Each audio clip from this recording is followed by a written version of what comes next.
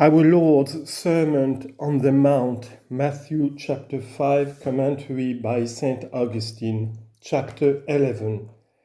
Be kindly disposed, says he, toward your adversary quickly, while you are in the way with him, lest at any time the adversary deliver you to the judge, and the judge deliver you to the officer, and you be cast into prison.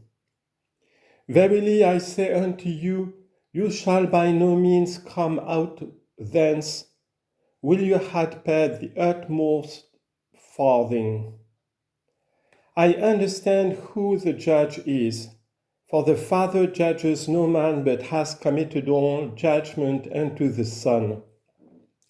I understand the officer is, and angels, it is said, ministered unto him. And we believe that he will come with his angels to judge the quick and the dead. I understand what is meant by the prison. Evidently, the punishments of darkness, which he calls in another passage the outer darkness. For this reason, I believe that the joy of the divine rewards is something eternal in the mind itself, or even if anything more hidden can be thought of, that joy of which it is said to the servant who deserved well, enter you into the joy of your Lord. Just as also under this republican government, one who is thrust into prison is sent out from the council chamber or from the palace of the judge. But now, with respect to paying the uttermost farthing, it may be understood without absurdity, either as standing for this, that nothing is left unpunished. Just as in common speech we also say to the very dregs, when we wish to express that something is so drained out that nothing is left, or by the expression the uttermost farthing, earthly sins may be meant.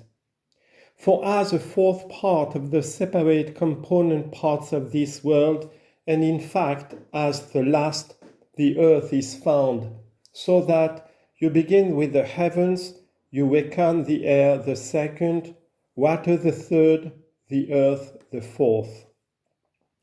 It may therefore seem to be suitably said, till you have paid the last fourth, in the sense of until you have expiated your earthly sins. For this the sinner also heard, earth you are, and unto earth you shall return. Then, as to the expression until you have paid, I wonder if it doesn't mean that punishment which is called eternal. For whence is that debt paid where there is now no opportunity given of repenting and of leading a more correct life? For perhaps the expression until you have paid stands here in the same sense as in that passage where it is said, sit you at my right hand until I make your enemies your footstool. For not even when the enemies have been put under his feet will he cease to sit at the right hand. Or that statement of the apostle, for he must reign until he has put all enemies under his feet. For not even when they have been put under his feet will he cease to reign. Hence, as it is there understood of him, respecting whom it is said, he must reign until he has put his enemies under his feet, that he will reign forever, inasmuch as they will be forever under his feet. So here it may be understood of him, respecting whom it is said, you shall by no means come out thence until you have paid the uttermost farthing, that he will never come out, for he is always paying the uttermost farthing, so long as he is suffering the everlasting punishment of his earthly sins.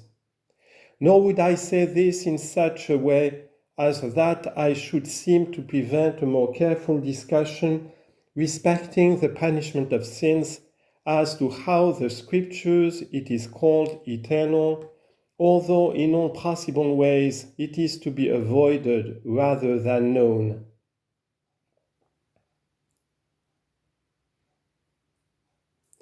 But let us now see who the adversary himself is, with whom we are enjoined to agree quickly whilst we are in the way with him.